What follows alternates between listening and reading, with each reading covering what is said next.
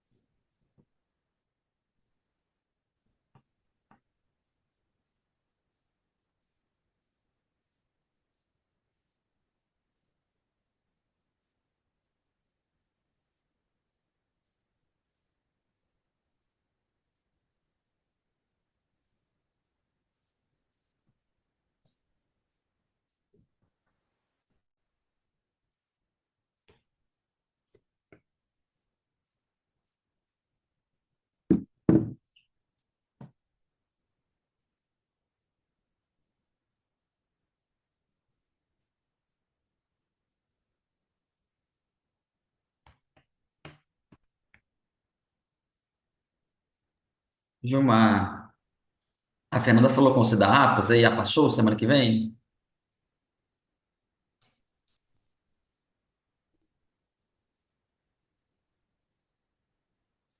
Gilmar, acho que o Gilmar não está escutando. Oi, Guilherme, desculpa, estava desligadão e eu não te ouvi. Por favor. A Fernanda falou da APAS semana que vem? A passou? Não entendi. Se eu souber que isso é meu áudio, repete, por favor.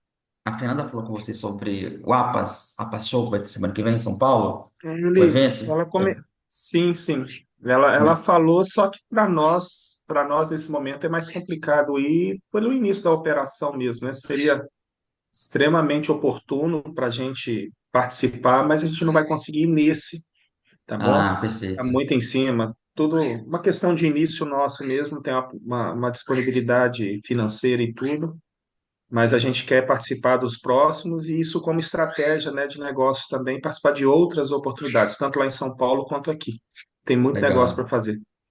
É, porque ali tem bastante supermercadista, né? Varejista, né? E- É muita coisa, e assim, e muita oportunidade, porque é importante participar desses eventos com stand, entendeu? Sim. Não, mas a gente está com o E stand assim, lá. A gente está com o stand cê- lá. vocês estão com isso? Então eu não entendi direito. Depois eu vou conversar com ela mais esse detalhe, então. Aí, quem Tá. sabe é possível pelo menos um dia a gente estar junto lá. É, a gente está Vou com o ver com stand ela. lá. A gente está com o stand lá, da Varejo, da Vertical de Varejo, tá? É muita coisa, muita oportunidade ali. Tem N situações que são possíveis ali, e a Atlas é muito grande, como a gente está lá entrando agora no SIG-ROSP, né? É, O Sindicato dos porque Hospitais. É porque ali esse mercadista, né, cara, esse mercado é grande demais. Você pega um supermercado BH em Belo Horizonte, é 15 mil colaboradores, né? Então, Né? Você assim, tem. a rede são grandes, são muito grandes, né? Muitas pessoas, né? A nossa solução encaixa para todos, né? É por isso A mesmo. gente só, a gente só precisa amplificar a caixa. É só colocar a trombeta para soltar para todo mundo ouvir, porque a solução cabe para todo mundo, do varejo à indústria, à rede Exato, hospitalar. Então, são oportunidades, a gente não pode perder, não. exatamente. Lá até a indústria vai estar também, né? A pessoa da indústria vai estar também. Então vai estar uma boa É. triangulação aí. Lá em São Paulo a gente está alinhando bem com o Sindirosp, né, que é o Sindicato dos Hospitais, é o maior da América Latina, e entramos ali na região que a gente está mais forte, né, Campinas, Bauru, São José do Rio Preto, ali com as associações, a SIC de Campinas, Associação de Bauru e tudo, para depois ir descendo, né, nas empresas e tudo. Então, essas estratégias são importantes até Entendi, porque eles levam soluções, né? Nós vamos entendi. caminhando sim. Eu vou olhar com ela. Beleza. Precisando, estamos às ordens aqui. Então, tamo junto. Obrigado. Bem, Valeu. bem, pessoal, bom dia para todos. Vamos então iniciar. Primeiramente, muito obrigado pelo tempo de vocês. Hoje, nessa trilha de conhecimento sobre gestão de pessoas, com foco em contratação estratégica, estou aqui com Pedro Drummond Júnior, que é CEO da RH Renováveis e coordenador da Absolar. Então, Pedro, seja bem-vindo, o palco é seu. Vamos lá para a gente falar sobre contratação estratégica. Seja bem-vindo aí na trilha de conhecimento. Valeu, Thiago. Obrigado pelo convite. Prazer estar aqui com vocês. Bom dia para todo mundo aí. Vocês fiquem à vontade para parar quando eu estiver falando, tá? Que eu vou estar apresentando, às vezes não vou estar enxergando vocês. E, e também se a internet travar, porque deu umas travadas aqui quando o pessoal está falando. Eu não sei se é a minha.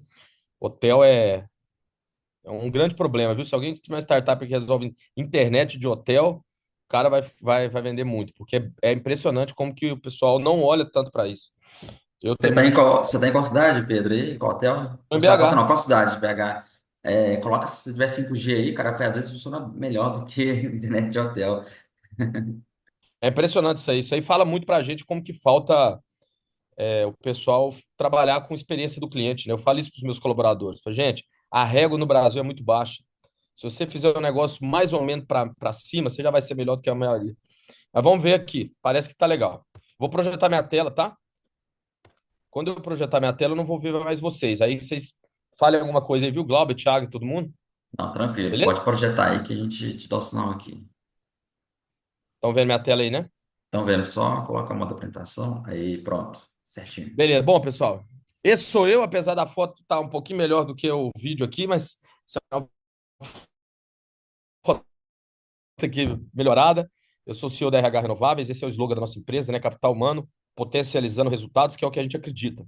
Independente de IA, tecnologia, avanço, no final, o que faz essas tecnologias realmente entregar resultado é como elas são usadas, né? E aí são os seres humanos. Então a gente acredita muito nisso. Eu também sou coordenador da Solar, que é a Associação Brasileira de Energia Solar. Se alguém tiver interesse em conhecer, saber mais, pode falar comigo também, tá? Hoje eu vou falar do tema de contratação estratégica e a primeira pergunta aqui, que inclusive eu vou mostrar um artigo que eu escrevi há pouco tempo no canal Solar. Para quem não conhece, é uma mídia especializada da área de energia solar, falando sobre isso, né? Será realmente que é muito difícil contratar bons profissionais? A verdade é que foi feita uma pesquisa ah, há pouco tempo, perguntando para os contratantes se eles tinham dificuldades em contratar mão de obra. E 85% diz que sim, que esse é um dos maiores problemas que eles têm nas empresas. E aí eu trouxe alguns pontos aqui, são 6 pontos para a gente poder ver por que contratação é tão difícil, o que a gente pode fazer, algumas dicas para melhorar isso, independente do tamanho da empresa, né? Eu acho que tem muita gente que comete um equívoco de achar que porque eu sou uma startup, porque eu tenho 2 colaboradores, eu não preciso de investir muito em gestão de pessoas. E aí eu acho que a pessoa está cometendo um grande erro. Você tem que olhar para isso o quanto antes, principalmente porque o objetivo de todo mundo é crescer, ser grande, é ter muita gente contratada, entregar muito serviço, então é muito importante olhar para isso, tá?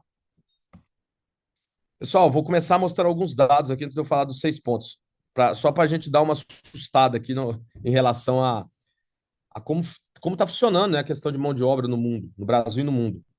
E também para a gente ter um choque de realidade. A maioria das empresas, elas acabam recrutando sempre checklist de competência técnica. Vocês podem reparar isso. E eu vou mostrar alguns estudos mostrando que contratar só pelo currículo ou pela experiência anterior quase sempre dá errado. E tem dados para mostrar.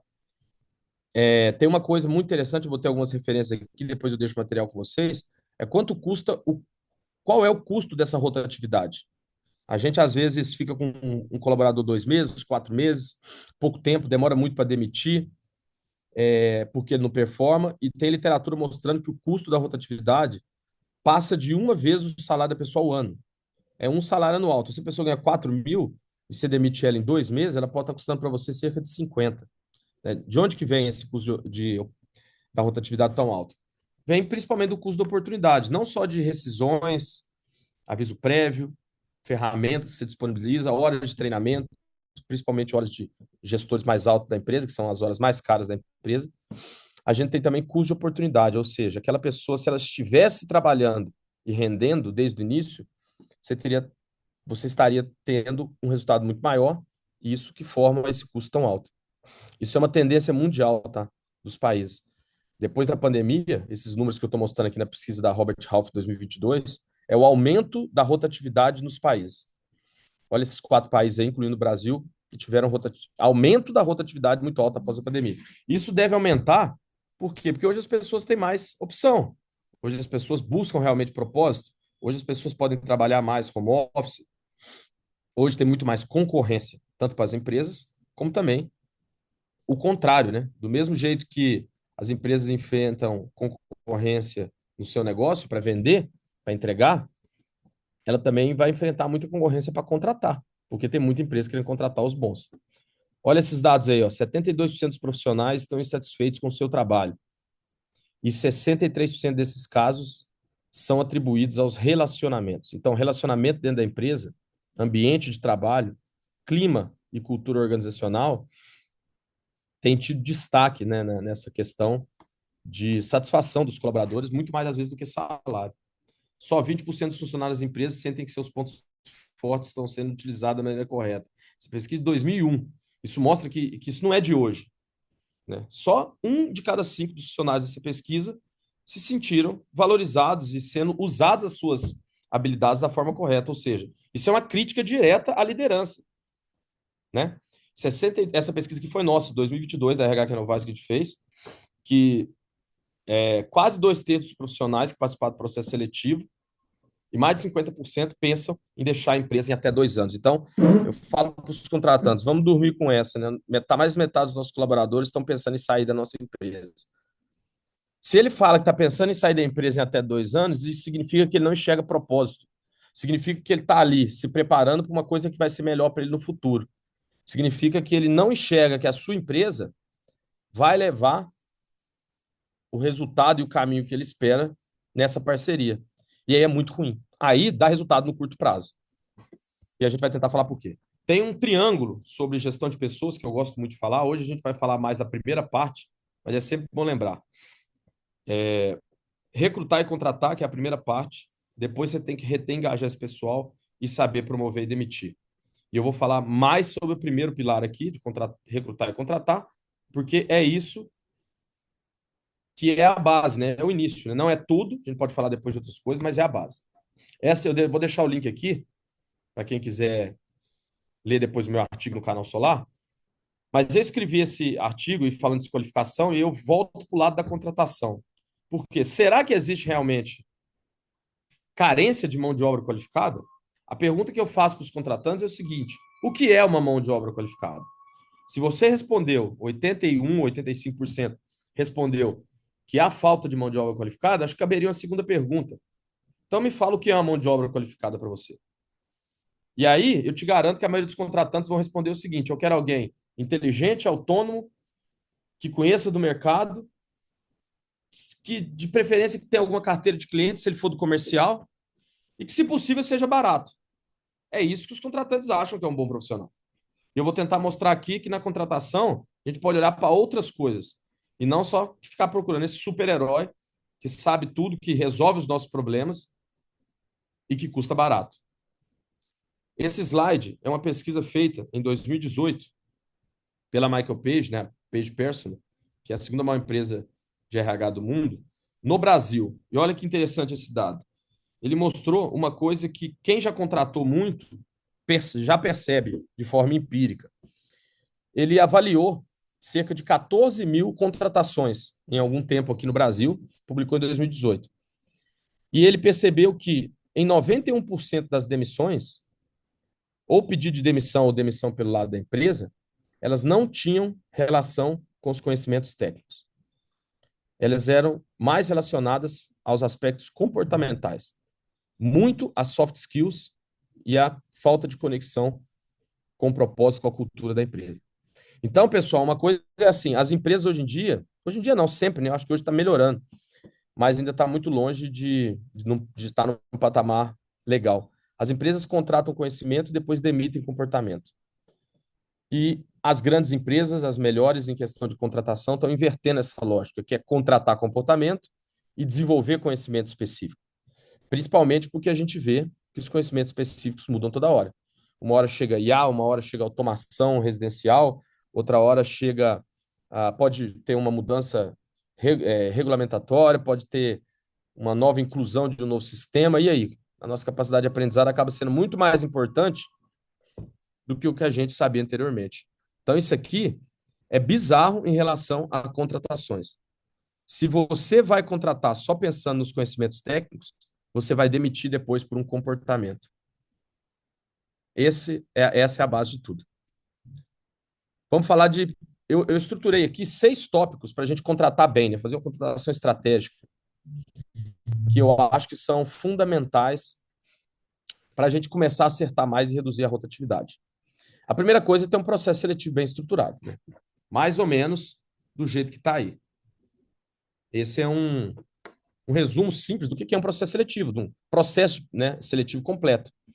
Primeiro, você tem que elaborar uma decisão do cargo, saber qual é o perfil comportamental mais adequado, fazer uma atribuição de funções, prospectar candidatos o máximo possível, usar ferramentas específicas para isso, fazer análise de currículo, avaliação técnica, aplicar avaliação comportamental e depois tirar uns pré-selecionados e aí sim ir para uma etapa de contratação. A grande maioria das empresas, quando vai contratar, pede indicação para alguém e acha que porque essa pessoa tem uma indicação, ela vai ser boa para você. Ela cometeu um erro muito grande, porque ela não criou nenhuma metodologia mais simples de avaliar as habilidades dessa pessoa com que a vaga precisa, de tentar conectar os propósitos ali, de entender o perfil comportamental dessa pessoa para que depois você possa gerenciá-la de forma mais assertiva. E aí dá erro, né? É isso que dá problema. Esse é um processo mínimo. Desculpa, gente. E aqui um funil de recrutamento e seleção, que é um funil básico. Parece muito com um funil de vendas, né? De 82 pessoas, a gente tira 3 para pré-selecionados. Aqui na RH Renováveis, nossos processos seletivos, a gente faz essa apuração sempre, né? A gente está em média com 102 candidatos para cada vaga. E mesmo assim, a gente não acerta 100%. Então, se você entrevista 2, 3 para uma vaga, cara, a chance de você acertar é muito pequena. Você pode até acertar. Você pode dar sorte nisso. Mas quando você faz um processo seletivo estruturado assim, sua chance é maior. Isso aqui dá para fazer, tá? Eu te garanto. Ah, mas eu sou uma startup, eu não tenho dinheiro para investir nisso. Tá, mas eu te garanto que contratar entrevistando 2 ou 3 só por indicação vai te custar muito mais caro do que você pagar um processo seletivo completo desse. Então, na verdade, isso não é despesa, é investimento. Para você não contratar avaliando 2 ou 3 ou alguém indicado, ou seu primo porque ele está desempregado, ou vou dar uma chance para uma pessoa, e aí você vai ter aquele custo de rotatividade que normalmente custa mais de 1 ano do salário do profissional. Você tem que pensar em eficiência. Então, esse investimento aqui acaba sendo barato, né? Algumas dicas aqui para ficar pessoal sobre processo seletivo. Frase do RH, clichê, não contrate quem você não pode demitir. Essa aqui é séria.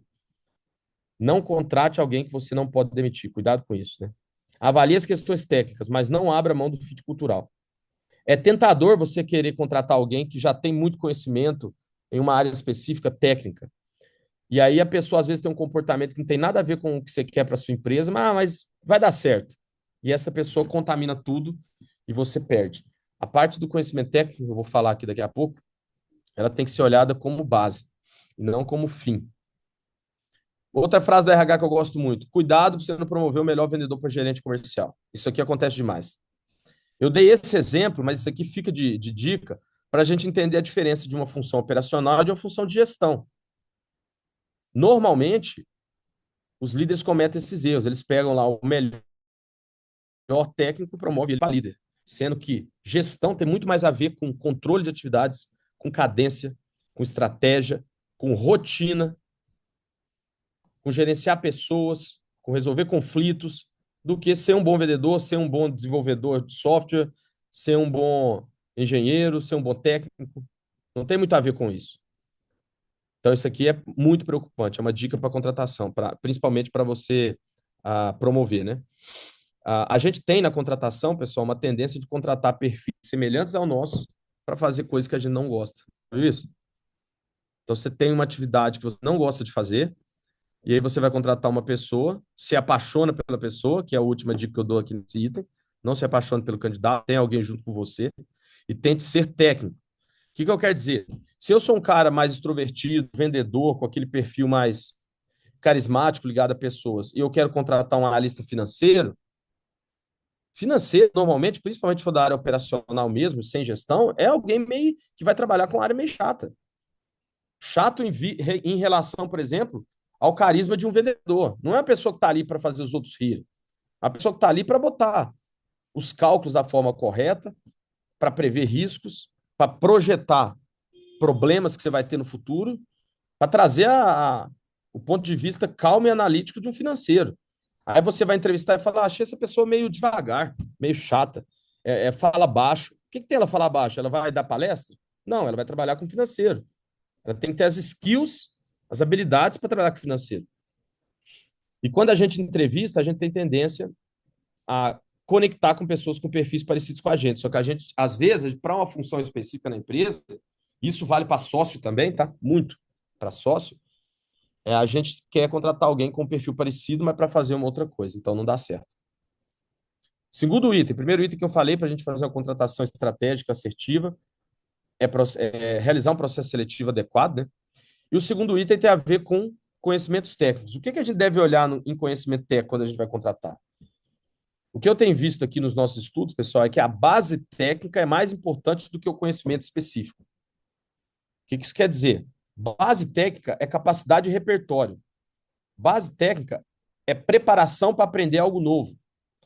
Uma pessoa que sabe calcular a área de uma mesa, depois ela calcula a área de uma parede. Agora, uma pessoa que decorou como calcula a área de uma parede, ela não sabe depois mudar para calcular a área de uma mesa. Entendeu o que eu estou falando? Base técnica, repertório, formação, capacidade de aprendizado, capacidade intelectual, capacidade de ter cultura. Isso é muito mais importante do que um conhecimento específico. Ah, não, eu vou usar na minha empresa a linguagem tal e tal. Eu preciso de alguém que já tenha tantos anos de experiência naquilo. Será que precisa mesmo? Será que ela não pode aprender isso num curto espaço de tempo e você avaliar outras questões, né? Então, o conhecimento técnico é muito importante, mas o que eu tenho visto é que ele é mais importante como base e não como conhecimento específico, né? E outra coisa para a gente deixar sempre na memória: resultado anterior não garante resultado futuro. O que eu quero dizer com isso? Aquela pessoa que estava vendendo para caramba na empresa X e agora eu vou trazer para mim e ela vai vender também. Será? Mudou tudo, mudou o preço, mudou o ticket, mudou o tipo de cliente, mudou o produto, mudou a gestão, mudou o ambiente. Resultado anterior não garante resultado futuro. E conhecimento técnico, na minha opinião, ele deve ser olhado como um item eliminatório e não um item classificatório. Qual que é a diferença? Eu estabeleço qual é o mínimo conhecimento técnico que a pessoa tem que ter, qual é a mínima formação, qual é a base daquilo que ela vai, não tem como fugir, e dali para frente eu classifico de acordo com outros critérios, mas não como técnico. Porque normalmente o melhor técnico, se você for escolher, não vai ter uma conexão de cultura com você. E aí, às vezes, alguém que tinha 80% do conhecimento dele tem muito mais conexão com o seu propósito, com o seu modelo, e avança muito mais. Esse é o segundo pilar, então, conhecimento técnico. O terceiro pilar é o perfil comportamental. A gente tem que avaliar perfil comportamental para contratar. Senão, você está dando um tiro muito no escuro. As pessoas são diferentes. Isso é impressionante, como eu vejo isso aqui na RH no dia a dia, né? Porque a gente pergunta para os gestores, para os líderes, para os candidatos, e é impressionante como todo mundo tem certeza. Ah, eu acho que isso é isso por causa disso, eu acho que isso é aquilo. Só que como eu converso com muita gente, eu vejo que essa certeza é de cada um tem a sua. E o perfil comportamental é justamente isso. É a forma como você reage e interpreta o mundo. São as respostas que você dá aos estímulos que o mundo te traz, que você não controla, né? Então, minha dica aqui: fazer um processo seletivo, use alguma ferramenta de avaliação comportamental. Tente usar ferramentas validadas e, de preferência, se tiver um especialista que interprete o teste. A gente sempre fala o seguinte: tendência comportamental não é competência técnica, é diferente. Por exemplo, uma pessoa pode ter uma tendência comportamental para falar bastante, mas isso quer dizer que ela fala bem? Não.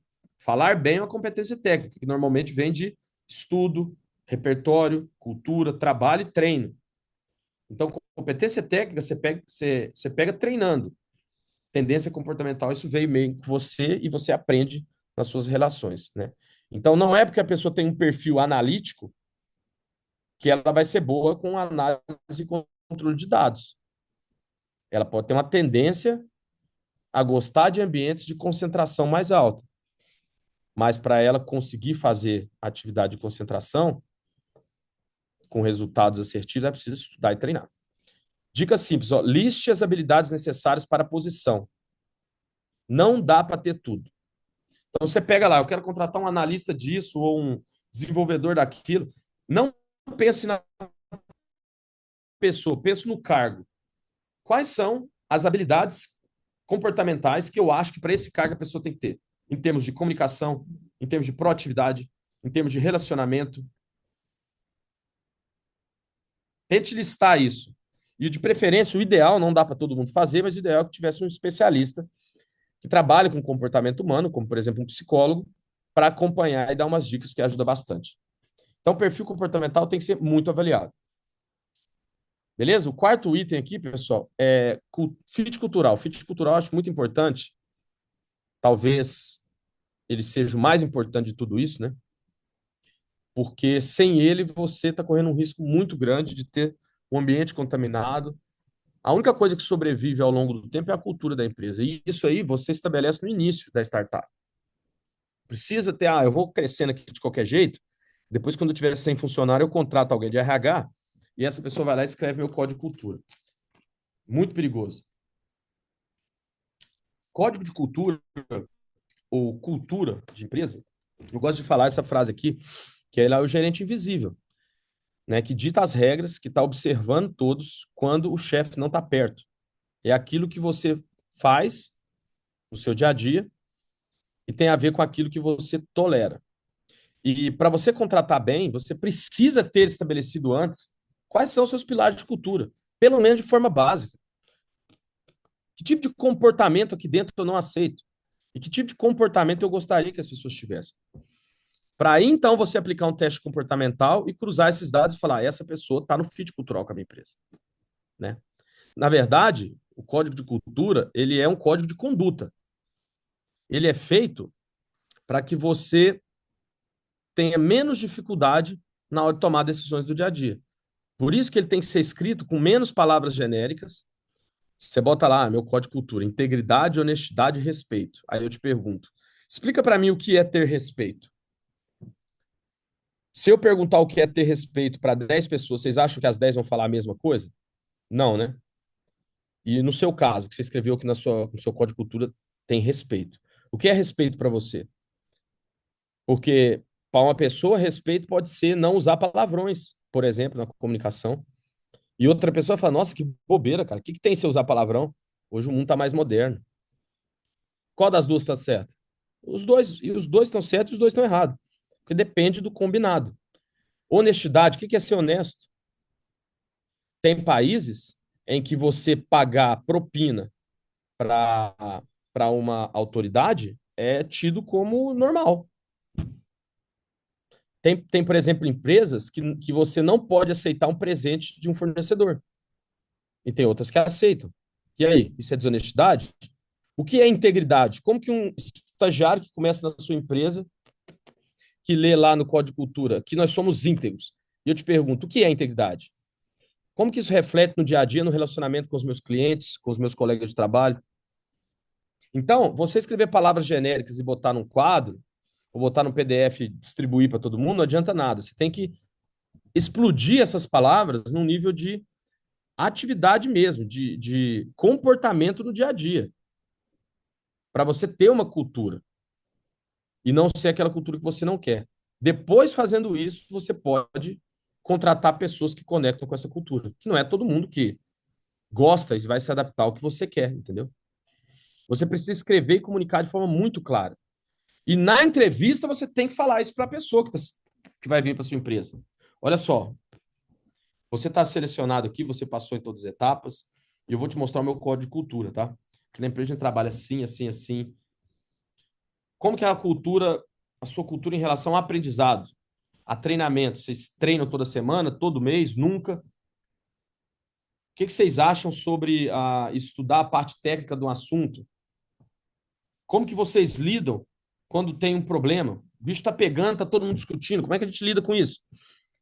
Qual é a nossa prioridade quando a gente vai promover uma pessoa, quando a gente vai tomar decisões na empresa.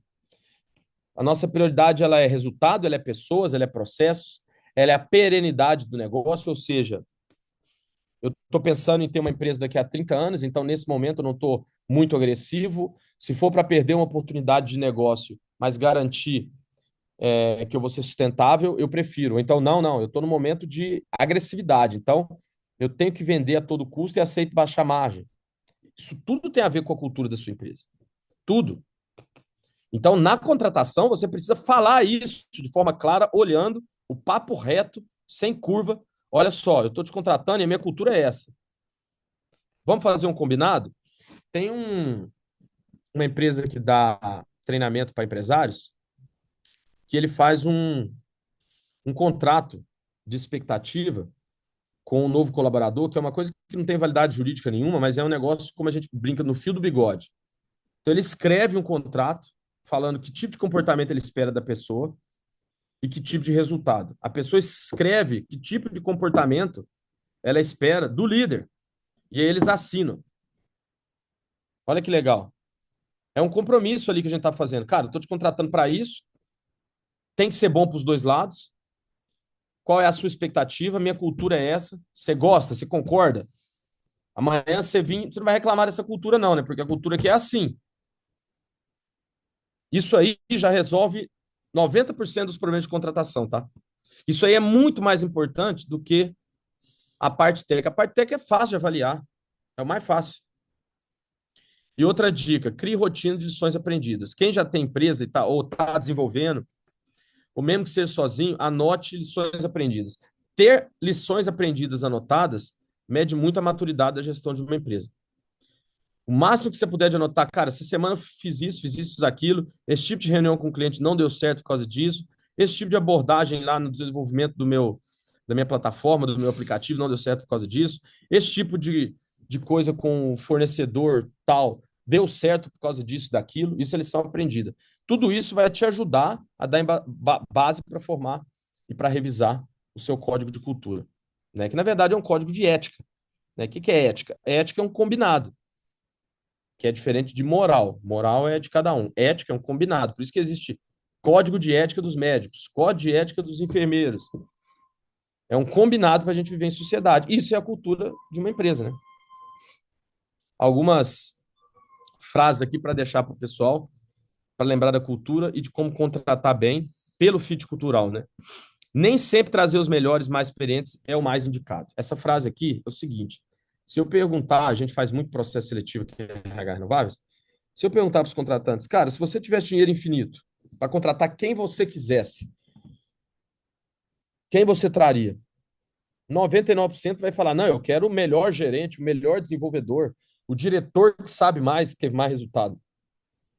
E eu falo para você o seguinte, nem sempre os mais caros, os melhores, aí entre muitas aspas, e os mais experientes são os indicados, porque você tem que analisar o momento da sua empresa. Você imagina o seguinte, traz um diretor lá da Coca-Cola, está acostumado com um monte de processo, uma empresa de 100 anos, estruturada, que tem sistema para tudo, que tem política para tudo, que tem ordem para tudo, e bota ele lá para gerenciar 2 vendedores. Ou um diretor lá de um CTO grande de uma empresa e bota ele para trabalhar numa empresa pequena, com 2 desenvolvedores, que tem problemas X e Y específicos, que você tem dúvida de qual tecnologia você vai usar, que você não sabe bem quais são as ferramentas mais indicadas para o seu negócio, que você está testando. Você acha que ele vai ter paciência para isso? Então, nem sempre o mais caro é o melhor. E diga você, muito pelo contrário, normalmente pessoas mais médias, intermediárias, assim, podem dar muito mais resultado para empresas em crescimento, tá? Porque elas estão mais dispostas, têm o braço mais longo, sabe o braço curto? À medida que você vai ficando mais experiente, mais caro e com mais tempo de empresas, você vai ficando com o braço um pouquinho mais curto. Porque você tem mais experiência, você vai. Entendeu? Não é para todo mundo, mas é para a maioria. Às vezes, carreira e experiência traz bagagem de demandas também. Não traz só bagagem de entregas, traz bagagem de demandas, ou seja, a pessoa vai demandar muito. E você está preparado para entregar essa demanda? Responder a essa expectativa de uma pessoa muito cara, né? Quando a gente trabalha em motivação, a gente tem que lembrar o seguinte: se você contrata só por salário, por dinheiro, eles vão focar em dinheiro, porque você ensinou isso para eles, e eles vão sair por dinheiro. Então a gente sempre fala, não é que dinheiro não é importante, claro que é. Pagar salários justos é o básico. Para isso, você tem que fazer pesquisa de mercado. Mas não quer dizer que você oferecendo mais dinheiro, você vai ter os melhores, e nem que esses melhores vão ser melhores na sua empresa. Por isso que o fit cultural é muito importante. Fazer um trabalho de entender a sua cultura. Para aí sim filtrar e ver quem vem e quem vai ter mais conexão. Vou deixar a dica de um livro aqui. Esse livro aqui é muito bom. Equipes Brilhantes, que fala sobre formação de times, contratação também. E eu quero dar um exemplo aqui de uma das pesquisas que o livro mostra, né? Que são resultados de contratação. A gente está no ambiente aqui de startup, né, tal. Esse livro mostra uma pesquisa mostrando os resultados de contratações no Vale do Silício, um grupo lá de várias startups. E tinham 3 estratégias para contratação. Um grupo de empresas contratava os melhores tecnicamente. Então, falava assim, quem que é o melhor nisso? O que eu preciso? Vendas. Quem que é o melhor de vendas? Quem que é o melhor de desenvolvimento? Quem que é o melhor da tecnologia tal, do aplicativo tal? Quem que é o melhor tecnicamente do assunto técnico mesmo? Então, de energia solar, de energia eólica, de regulação, de mercado livre, do setor que a pessoa trabalha. O outro grupo contratava os mais experientes e os mais caros. Cara, diretor, cara de mais de 45, 50 anos, cara que está há 30 e tantos anos num cargo de gestão. Esses eram os mais caros, né? E o terceiro grupo de empresas contratou por fit cultural. E não olhou tanto para esse tipo de experiência, salário e essas formações. Ela fez análise comportamental, fez os pilares de cultura e contratou por fit cultural. Ou seja, quem tem melhor conexão com a empresa. Ou seja, quem está vindo para sonhar junto comigo. E se esse negócio der certo, essa pessoa vai crescer junto comigo. Não é todo mundo que quer isso. Tem gente que vai falar para você, cara, não, tô afim de sonhar com você não, eu quero ir para empresa e ter a minha segurança. Cara, maravilha, direito seu. Aí outra dica para contratar, não critique a pessoa que quer simplesmente seguir uma carreira e trabalhar 6 horas e ir embora e ela não quer ser empreendedor com você. Não critique, é direito dela. Mas na sua empresa, principalmente startup, é um momento de crescimento, você vai precisar de alguém que sonhe o seu sonho. E nesse teste aqui, nesse compilado que está nesse livro, é uma das coisas que está nesse livro, desse caso do Vale do Silício, disparado as empresas que tiveram mais resultados positivos no longo prazo foram as com melhor conexão de propósito com seus colaboradores. Então, o melhor tipo de contratação é a contratação por fit cultural. Né? A gente falou aqui, o primeiro item, tem um processo seletivo legal, bem feito, com recursos, depois avaliar as questões técnicas, avaliar o perfil comportamental e agora o fit cultural, que é o mais importante, porque no final, ele é o que mais vai fazer você perder pessoas e ele é o que mais vai fazer essas pessoas até aprenderem mais no ambiente que você está conectado, onde você enxerga propósito, né? Você estuda mais, você aprende mais rápido. Não é um ambiente de idiotas, um monte de bobo alegre que está ali só passando pano na cabeça um do outro. Não, não é isso. Um bom ambiente de trabalho, ele pode sim ter cobrança de meta. Ele pode sim ter expectativas agressivas, crescimento exponencial, por que não? Mas isso pode ser feito com menos dor. E isso acontece com menos dor, e aí, consequentemente, dá mais resultado quando as pessoas têm mais propósito uma com as outras. Mais 2 itens aqui sobre essas contratações, pessoal. Outro ponto importante, ter um onboard abrangente, tá? Grande parte dos colaboradores entra numa empresa e é jogado de lado. Chega lá e fala assim, vai, meu filho, trabalha aí, resolve. Tá aqui seu cartão, vai trabalhar. Você precisa ter um processo de integração desse novo colaborador. Porque isso afeta na contratação. Porque a pessoa vai entrar, vai ficar 30 dias, vai sair. Vai ficar 2 semanas. Inclusive, tem um e-book nosso sobre onboard. Eu vou deixar a lista dos nossos e-books no final, para quem quiser baixar. É gratuito, tá? Fica à vontade. Mas eu vou dar algumas dicas aqui de como você ter um onboarding abrangente que seja eficiente, né? Você precisa criar um processo disso. Escrever uma tabela, falando no dia 1 de manhã a pessoa vai fazer isso, No dia 1 à tarde ela vai fazer isso. No dia 2 ela vai passar tanto tempo com tal pessoa. No dia 3 ela vai fazer isso. Mesmo que tenha nesse cronograma umas caixinhas de ficar estudando. Você pode colocar lá. Então, na quarta à tarde, a Mariana, que entrou agora, vai ficar estudando tal assunto. Mariana, é o seguinte: quarta à tarde aqui, seu onboard é estudar tal tema. Eu não tenho material, então eu preciso que você pesquise, estude, depois me apresente o que você aprendeu. Estou dando um exemplo. Se não tiver como organizar. Ó, na quinta de manhã, ela vai passar um tempo conversando com a Paloma, que é do meu financeiro, para ela entender os meus processos financeiros, para ela entender como que a gente faz as coisas aqui em termos de investimento. Não, na terça de manhã ela vai andar comigo, porque eu vou visitar um cliente e você vai passar, entendeu? Uma agenda, um cronograma de integração. Isso aí faz muita diferença para o resultado da pessoa. E é o momento onde ela está fresca, livre. É o momento onde você pode apresentar tudo, né? Então você fala das atividades e dos conhecimentos técnicos específicos que a pessoa vai trabalhar, o que é a atividade mesmo, o que ela vai ter que estudar, que ela vai aplicar, dos processos internos da sua empresa. Ah, não tem nenhum processo. Tá, então fala para ele que não tem nenhum processo e mostra que você está querendo fazer uns processos para o futuro. Falar sobre o código de cultura, aquilo que é o seu tipo de comportamento, onde você quer chegar, quais são os seus propósitos, quais são suas metas de curto, médio e longo prazo, quais são os objetivos estratégicos da sua empresa, para que lado você está remando, né? E depois um negócio que muita gente chama de quem é quem. Né? Se você tem alguns funcionários já, você tem que ter um quem é quem. Quem faz o quê? Quem é responsável pelo quê? Como essa pessoa se comunica? Qual que é o e-mail dela? Né? Então, basicamente, um processo de onboard, você pode dividir em a lista, a introdução às atividades dos conhecimentos específicos, processos, código de cultura e pessoas, ou seja, o quem é quem. Né? Isso é uma dica geral, assim, para a gente ter um onboard mais assertivo. E por último, mas não menos importante, indicador e meta. Isso aqui também já pode ser conversado na contratação, tá? E muito indicado que você faça isso. Vamos lá, o que é indicador e meta? Primeira coisa, você tem que ter um plano de metas claro e justificado. Isso aqui é um erro dos gestores. O gestor, às vezes, dono de empresa, o founder, ele põe uma meta da cabeça dele porque ele quer e traga uma pessoa na conta. A meta é essa. Por quê? Não, porque eu acordei num dia e eu olhei para o sol e eu acho que essa meta tem que ser. Ou então, não, eu mereço, a gente tem que chegar lá. Tá bom, mas qual é o caminho para chegar lá? Por que você pensou isso? Por que você acredita que isso é possível de ser atingido? Ou você simplesmente chutou um número? Você tem que apresentar isso para o seu colaborador e, ó, o colaborador precisa concordar, tá? E mais, precisa estar engajado nessa meta. Cara, nós vamos vender 3 mil assinaturas em um ano, porque é o seguinte, porque existe um oceano azul de 500 mil clientes em potencial que não assinam isso. Então, a gente vai trabalhar o marketing para elevar o nível de consciência desse pessoal.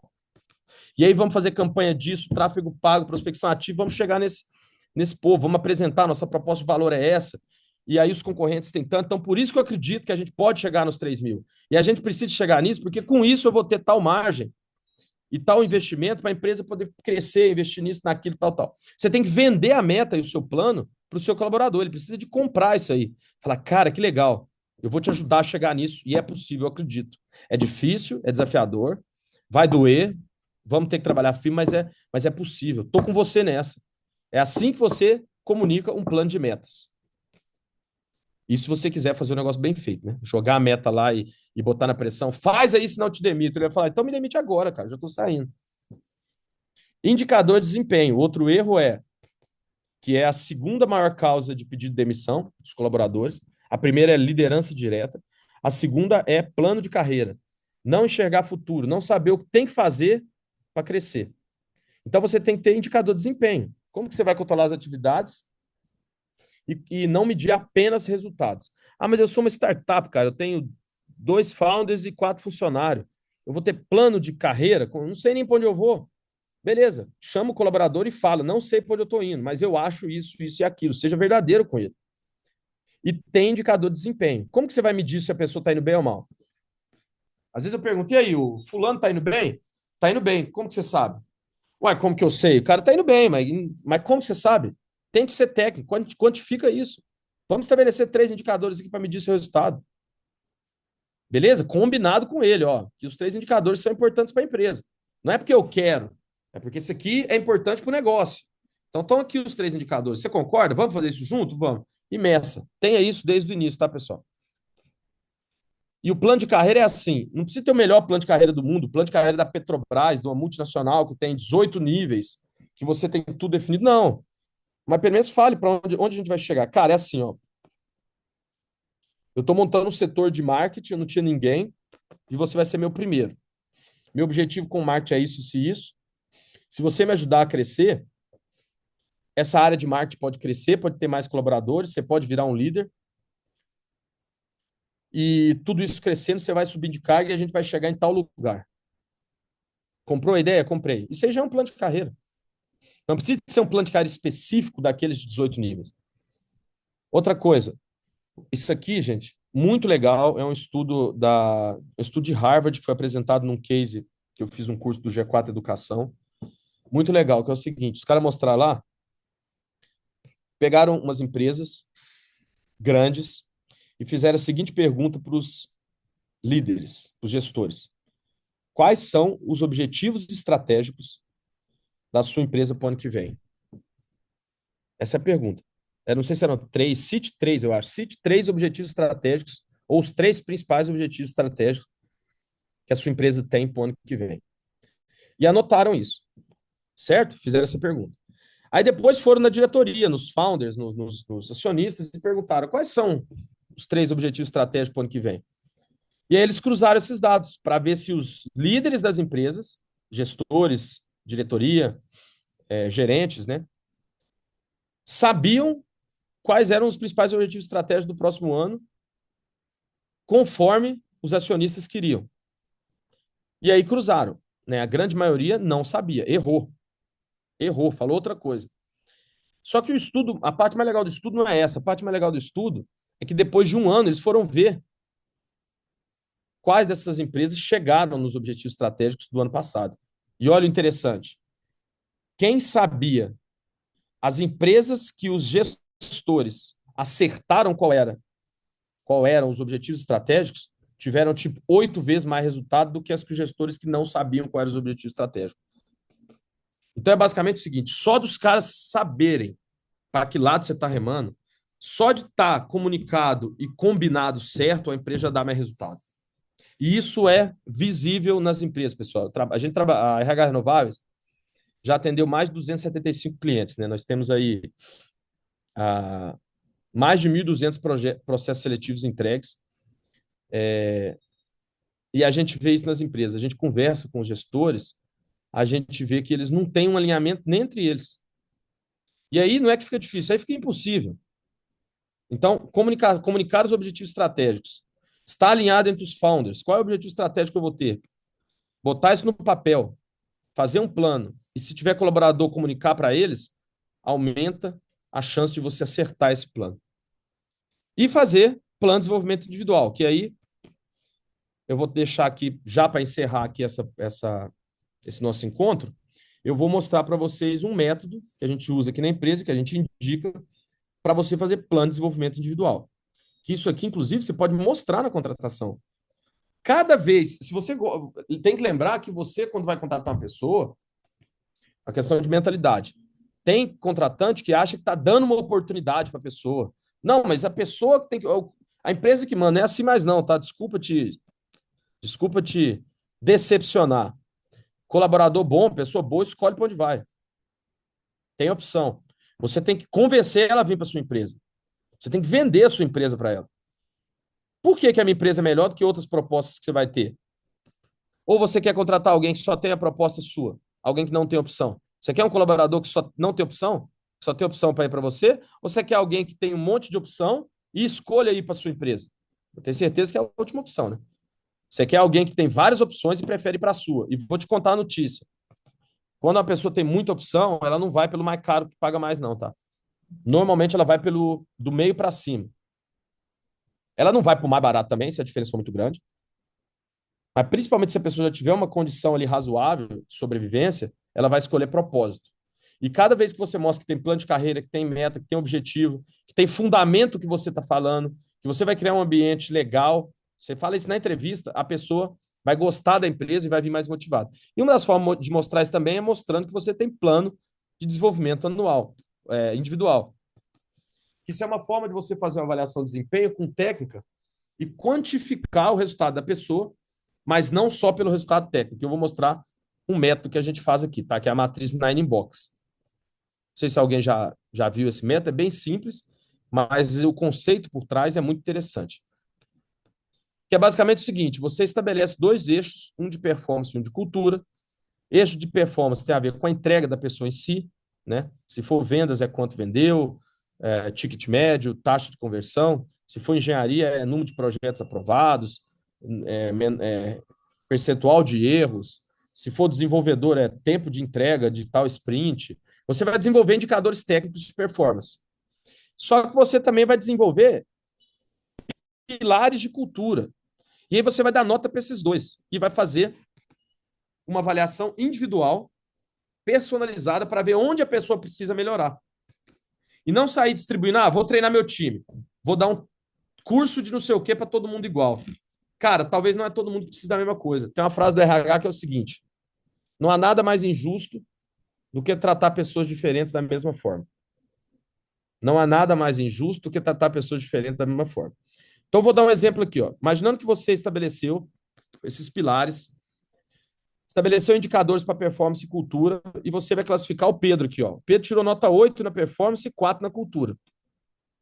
Quer dizer, ele está bem na performance, nota 8 de 10, e na cultura ele está nota 4. Ele precisa de um banho de cultura. Ele provavelmente está tendo algum comportamento que não está adequado, que é uma nota muito ruim. Aí você pega a Fernanda, a outra colaboradora. Ela tirou 9 na cultura e 5 no técnico, no performance. Deu para ver que é diferente o que você tem que fazer com cada um deles? Deu para ver que Pedro pode ensinar para a Fernanda, talvez, aspectos técnicos de performance, e a Fernanda pode ensinar para o Pedro como está conectado na cultura? Se fosse para demitir um dos dois, qual dos dois você demitiria? Se fosse para você promover um dos dois, qual dos dois você promoveria? Quem está indo melhor desses dois? Né? Essas são perguntas que a resposta tem que estar no seu código de cultura. O que você valoriza? É performance ou cultura? E aqui você tem que ter um plano para cada um, para o Pedro melhorar e para a Fernanda melhorar. E você classifica eles dentro de dessa caixa, né? O sonho é ter todo mundo no verdinho, que são pessoas de alta performance e de alta conexão com a cultura. O que você faz com quem está aqui? Promove, dá nova atribuição, aumenta salário, melhora o cargo. Você segura, você protege essa pessoa, porque ela é alta performance nos dois pilares. Os azuis aqui são pessoas que precisam de ajuste, assim como a Fernanda e o Pedro. Os amarelos são meio críticos, porque precisam de ajuste tanto na performance quanto na cultura. E os vermelhos? Os vermelhos são sérios candidatos a serem promovidos para o mercado de trabalho. São aquelas pessoas que você vai ter que demitir. Se a pessoa fica no vermelho muito tempo, ou vermelho e amarelo muito tempo, você tem que rodar. E ter rotatividade não é ruim, pessoal.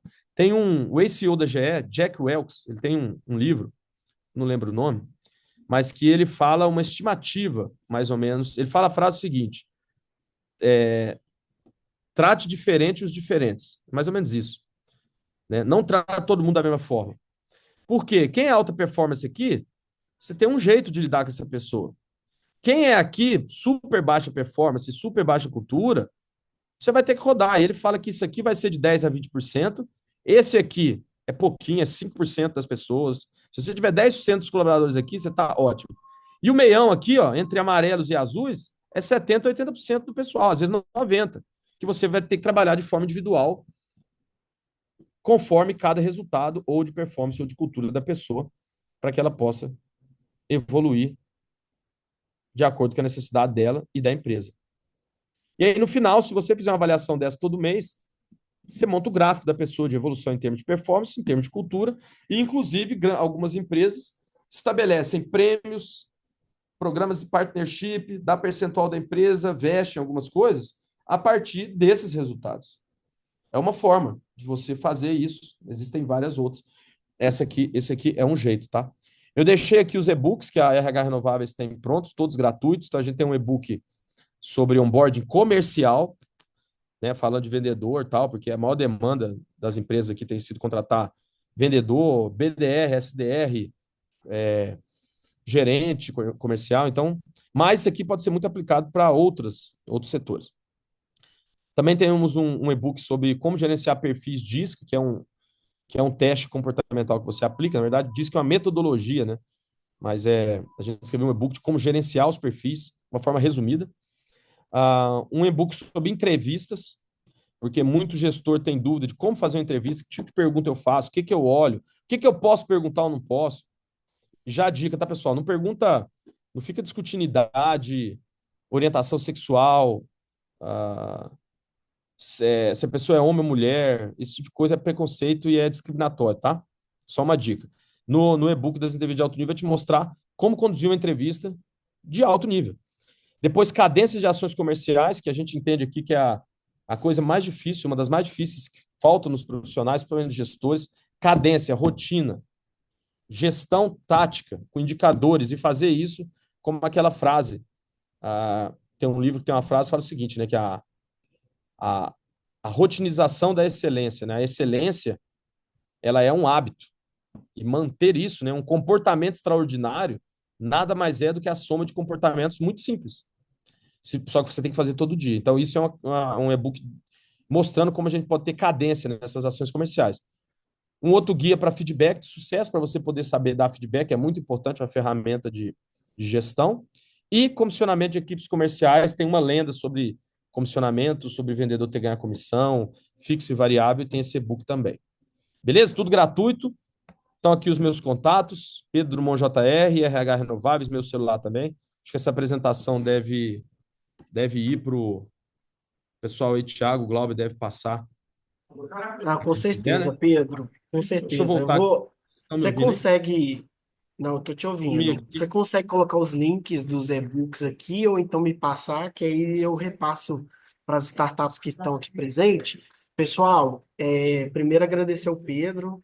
A gente estourou um pouquinho o tempo, então eu vou ter tempo para pelo menos uma pergunta. Eu já coloquei no privado aqui no chat o link do site do Pedro, da RH Renováveis, e também a avaliação da trilha, que é muito importante para a gente poder evoluir. Tem um espaço para uma pergunta, eu vou pedir perdão aqui pelo barulho, que eu estou na sede da FCJ hoje em reunião presencial. É, alguém tem uma pergunta?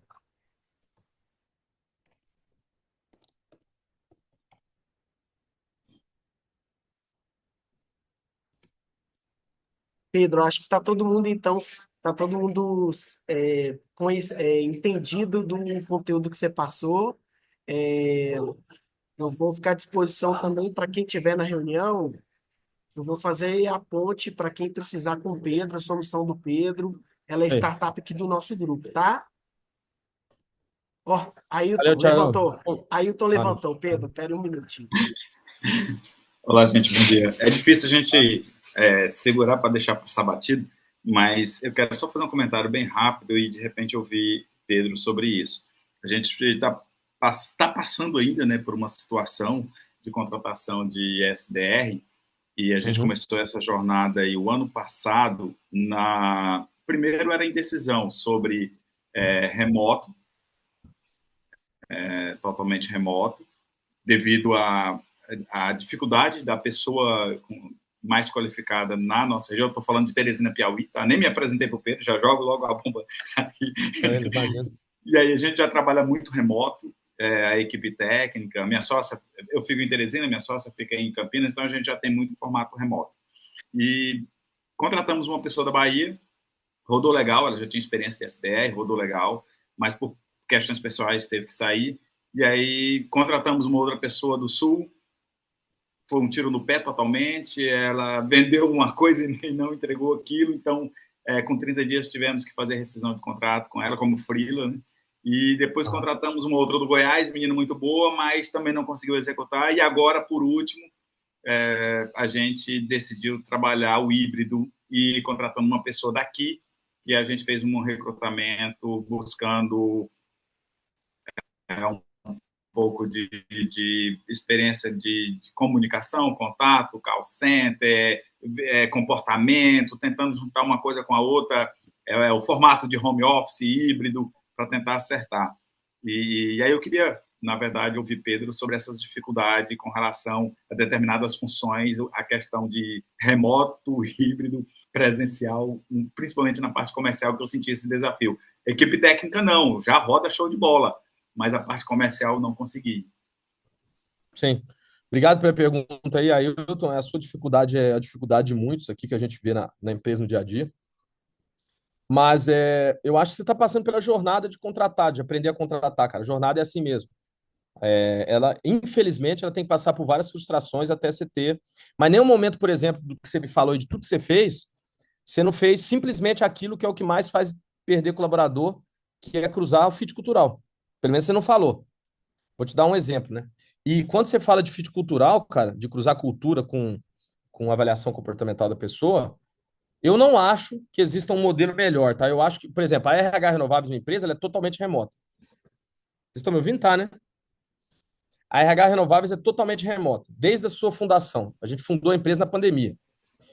Só que é um remoto todo mundo pertinho. Eu tenho uma colaboradora no Chile, que ela faz vagas internacionais, assim, dá super certo.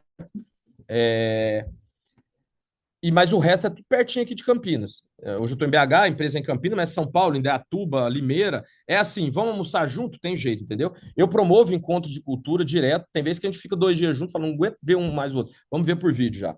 Enjoou. Eu não acho que o presencial ou o remoto ele seja aquilo que vai decidir. Agora, são modelos de gestão diferentes. O remoto não é para qualquer um, a pessoa precisa ter uma estrutura e você tem que controlar por atividade e indicador. É isso. Controlou atividade e indicador, funciona. Tem muita gente, eu apanho muito aqui por defender o home office, e tem amigos meus que, não, mas o colaborador, o chefe tem que estar olhando. Eu falei, cara, como se você estivesse na empresa sentado ali, isso não quer dizer que você está trabalhando, a pessoa faz outras coisas ali. Isso não quer dizer nada. Eu trabalhei muito tempo em empresa, 15 anos, trabalhei muito nacionais, que o pessoal 3 da tarde estava assim, e agora é só esperar bater 6 para ir embora, e o cara ficava fazendo nada. Enfim, então eu acho que é um desafio maior liderar times remotos, é mais difícil, porque a gente cresceu numa cultura de trabalhar presencial, só que vai ser obrigatório, cara, porque cada vez mais está tendo gente que não está aceitando, está tendo mais dificuldade. Então, o funil de recrutamento e seleção, se você não aprender a gerenciar remoto, vai ter que aprender de algum jeito. Daqui a alguns anos a gente vai ter muito mais dificuldade. Então, eu sugiro, e acho que você está indo no caminho bom de ter essa experiência. Agora, contratação, cara, tente fazer o que eu falei aqui do fit cultural. Você tem que cruzar cultura, porque tudo isso que você falou que a pessoa não deu certo, que ela se vendeu e não sei o quê, que no final, talvez tivesse uma conexão com o seu propósito. Você pode ver, você rodou 4 vezes já. Se você for botar no papel quanto custou isso para você, sai um custo absurdo. Então, você tem que investir mais na contratação para você não ter que rodar 4 vezes a mesma vaga. Você tem que errar no máximo uma vez só. Enfim, não sei se eu respondi, espero ter conseguido contribuir aí com a sua pergunta. Quiser Conseguiu trocar sim, uma ideia Pedro. depois, quiser trocar uma ideia, me chama lá que a gente bate um papo também. Combinado, gratidão.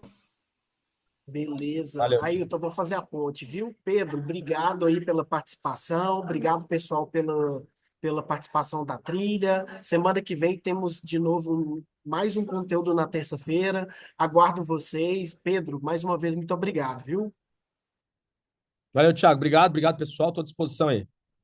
Beleza, pessoal. Ótima quinta para todos. Vamos se comunicando nos grupos. Um abraço. Abraço. Até mais.